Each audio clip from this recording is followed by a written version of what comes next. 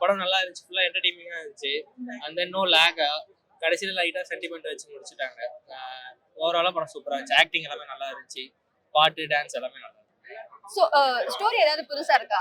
Story புதுசா இருக்கு. ஏன்னா அப்கமிங் ஜெனரேஷனுக்கு ஏத்த மாதிரி ஒரு டைம் இது கொடுத்துருக்காங்க. College purpose. So it will be motivating for. Ashwath பானுமுது ஃபர்ஸ்ட் ஒரு ஓமை கடவுளை புரியல. பண்ணியிருந்தாரு. ஓமை கடவுளை பண்ணியிருந்தாரு. ஆ. அதுக்கும் இதுக்கும் எந்த அளவுக்கு இருக்கு? படம் ஒழுங்கா பார்க்கல.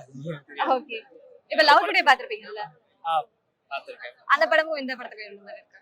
எல்லாமே அந்த ஜெனரேஷனுக்கு ஏத்த மாதிரி கொடுக்குறாங்க. ஸோ புதுசா கொண்டு வரணும், அவங்களுக்கு லைக் மோட்டிவேஷனா இருக்கும்ன்ற மாதிரி தான் கொடுக்குறாங்க. கண்டென்ட்லாம் பக்காவா இருக்கு. வித்வுட் லேக். அந்த என்டர்டைன்மெண்ட்லயும் குறை இல்ல.